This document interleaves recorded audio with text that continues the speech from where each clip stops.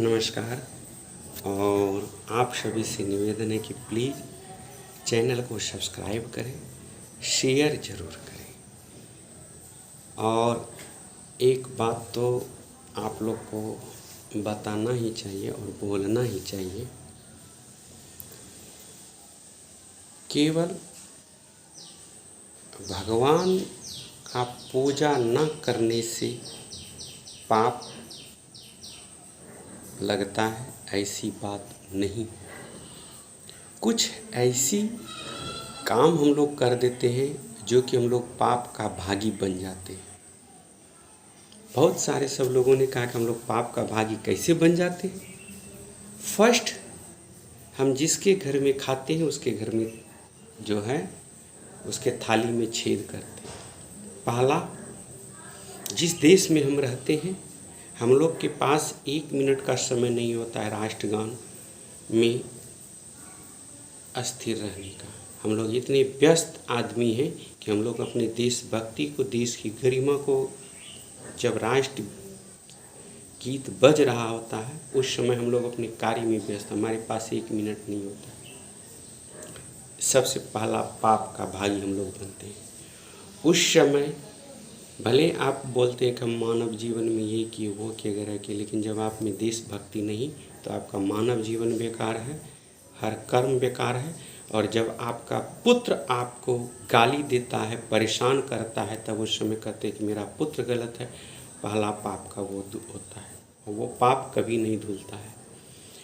ये वाला पाप तो आप भगवान का भक्ति करके धो सकते हैं, लेकिन इसमें कोई भगवान साथ देने वाला नहीं है इस पाप में जो आप देश के साथ कर रहे हैं।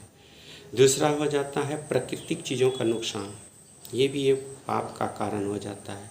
बेवजह व्हीकल्स का यूज करना, पर्यावरण को दूषित करना, बेवजह हॉर्न बजाना, बेवजह डीजे बजाना, ये सब पाप का भी एक ये होता है। और हम लोग पाप का संपूर्ण रूप से भागी होते हैं।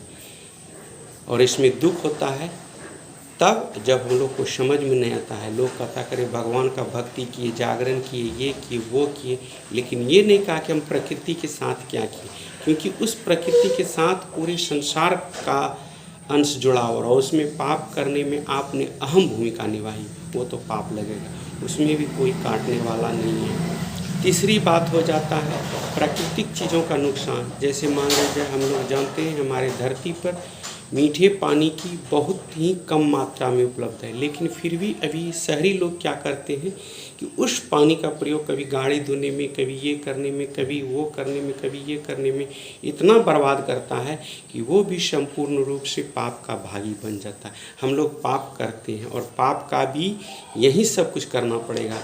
भक्ति आप कितना करते हैं मायने नहीं है, भक्ति में आपका कितना पुण्य लिखेगा ये मायने नहीं, लेकिन मायने ये है कि आप प्रकृति को सुरक्षित रखें, स्वच्छ रखें और सुसज्जित रखें। फिर अगर आप बोलेंगे कि हमने तो कोई ऐसा कार्य नहीं किया है तो आपका बात बन सकता है। अभी के समय में लोग इतना परेशान करते हैं, देखिएगा व्हीकल सबका इतना यूज करेगा, पानी बर्बाद करेगा, टंकी का पानी ओवरफ्लो हो गया, बह रहा है, कोई दिक्कत नहीं है।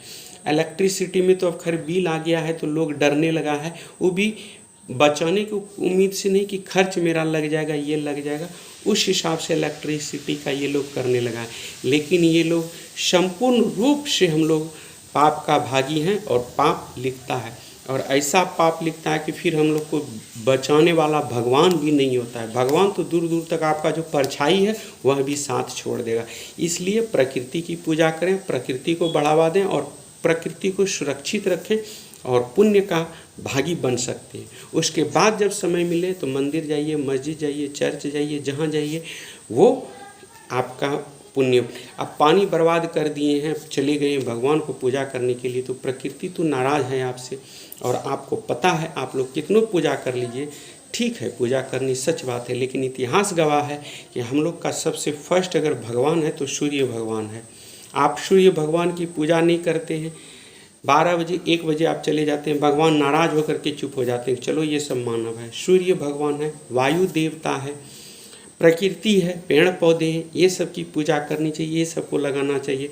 मंदिर में आप गए 5 घंटा जा कर के बैठ गए। अभी हमारे देश के ऐसे ऐसे सब बाबा हैं जो कि बात बड़े बड़े करते हैं, फिर वो कोट पैंट पहन करके कहीं विदेश में किसी नंगी पुंगी गर्ल्स के साथ फ़ोटो खिंचाते हैं। तो ये सब तो माहौल है। इसलिए प्रकृति की पूजा करें, पाप से बचें। प्रकृति को खुश रखें, पाप से बचें। प्रकृति के हर हमेशा सुरक्षित रखें, पाप से बचें। पाप से बचने का यह एक जरिया है। और हर हमेशा कहता है कि जो है पाप से डरो, पापी से नहीं। तो इसलिए अगर पाप करते हैं तो उससे डरिए, पापी से नहीं डरिए। जो कर दिया वो कर दिया। तो अपना प्रकृति सुधार कीजिए, हॉर्न बेवजह ना बजाएं, व्हीकल्स का प्रयोग कम करें, लगभग ना के बराबर करें। व्हीकल्स अगर नहीं चलाते हैं तो वो भी आप एक पुण्य के दायरे में आते हैं। तो इसलिए अगर हम खुश नहीं रख सकते हैं तो उसको नाराज़ भी करने का हमको अधिकार नहीं है, और हम लोग नाराज़ करते हैं। हम ही लोग के चलते पूरा अस्पताल भरा हुआ रहता है, हम ही लोग के चलते पूरा डॉक्टर बेवजह परेशान होता है। काहे? क्योंकि प्रकृति हम लोग का साथ नहीं दे रहा है। और जब प्रकृति हम लोग का साथ नहीं देता है तो शरीर उसको एडजस्ट नहीं कर पा रहा है। प्रकृति बोलता है तू अपने कर्म पे चल, मैं अपने कर्म पे चलता हूँ, फिर देख। और इसी का बेवजह अभी जो बिहार में बाढ़ आया, ये सब प्रकृति का प्रकोप है। और उस प्रकोप का सही रूप से करने वाले हम लोग इंसान हैं, जो कि सब कुछ करते हैं। आए दिन कुछ भी होता है, पटाखा बजता है, ये बजता है, वो बजता है, ध्वनि प्रदूषण होता है, धुआं होता है, फैक्ट्री है, ये है, वो सब का पाप का भागी हम लोग हैं। और वो पाप भुगतना पड़ेगा। जवानी में भले कुछ कर लीजिए, बुढ़ापे में वही आना पड़ेगा। क्योंकि पता है, हम लोग भी देखे थे, एक इंसान था, वो बहुत क्रूअल एक्टिविटी का था, हर किसी को मारपीट करता था, ये करता था, जवानी भर कर। जब बुढ़ापा हो गया, 65-70 साल में हो गया, तो वो कहानी सुनाता था, कह रहे हम जब जवान थे तो किसी को हम नहीं पूछते थे, सब कोई मेरा नतमस्तक करता था। तो आप जवान थे तो और भी तो जवान है। तो उस गांव के जो भी यंग टाइप का लड़का आता था, पिछवाड़ा पे 10 लाठी खींच के दे देता था, फिर 6 दिन के लिए शांत हो जाता था, फिर हो जाता था, फिर शांत हो जाता था, फिर होता था, फिर शांत हो जाता था। तो उन्होंने पूछा एक व्यक्ति से कि इस तरह क्यों होता है? बोला आपने जो पाप किया है उसी पाप को आप यहाँ धो रहे हैं। आपने जो प्रकृति को नुकसान किया है, जंगल को काटा है, पेड़ पौधे को नुकसान पहुँचाया, पानी बर्बाद किया है, व्हीकल्स का जो है अनटाइमली यूज किए हैं, इन्वायरमेंट को दूषित किए हैं, ये सब आपका कर। इसलिए पाप से बचने के लिए ये सब सावधानी बरतनी चाहिए। पानी का बर्बाद न करें, इन्वायरमेंट को शुद्ध शाकाहार बनाने में अपना अहम योगदान दें और पुण्य का भागी बने। वीडियो अच्छा लगे शेयर करें, सब्सक्राइब करें और टू वाली बटन बताएं। और आप लोग को पता है कि अब हम लोग के यहाँ चुनाव नज़दीक आ गया है, इसलिए वोट डालने से पहले 100,000 लाख बार सोचें, फिर वोट का उपयोग करें। बहुत सारे सब हम लोग के लीडर हैं जो कि कहते हैं कि ये वो किया, ये वो किया, वो किया, ये किया, वो किया, बहुत सारा सब एलिगेशन लगाता है। लेकिन पता कीजिए उसके बारे में कि वो क्या किया है। जो अपने परिवार को नहीं छोड़ा है वो आपको क्या छोड़ेगा? परिवार को वो अपने कर्म से नहीं छोड़ा है। उसका परिवार पूछे कि तुम्हारा परिवार तुमसे खुश है, तुम्हारा गोतिया तुमसे खुश है? जब वो खुश नहीं है तो हम खुश क्यों, और तुमको क्यों सेलेक्ट करें? ये सब पूछना हम लोग की काम है, हम लोग का ये है। तो इसलिए वोट डालें, सोच समझ कर डालें, भावनाओं में बह करके कभी न डालें, क्योंकि भावनाएं कुछ देर तक रहती है, फिर वो अपना शोषण के अधिकारी हो जाते हैं। वो शोषण करेंगे, ये करेंगे, अभी बड़े बड़े वादे करेंगे, ये करेंगे, वो करेंगे, और जब वो जीत जाएंगे तो वही इंसान कहेंगे कि अरे हम तो जब किए थे तो उस समय हमारे फंड में पैसा था, अभी सेंट्रल गवर्नमेंट हमको दे ही नहीं रहा है, हम क्या करेंगे? और जीता जागता उदाहरण है झारखंड का मुख्यमंत्री आदरणीय हेमंत सोरेन। उन्होंने कहा था कि हम जीतेंगे तो हम ये करेंगे, वो करेंगे, वगैरह वगैरह सब करेंगे, लेकिन कुछ नहीं किया। वो जब जीत के मुख्यमंत्री बने तो उन्होंने अपनी भाषण में कहा था, कहीं पुराना भाषण सुनिएगा, उसमें कहा था कि हमारे खजाने में तो कुछ है ही नहीं बचा है, सब सेंट्रल लूट लिया, अब हम क्या दें?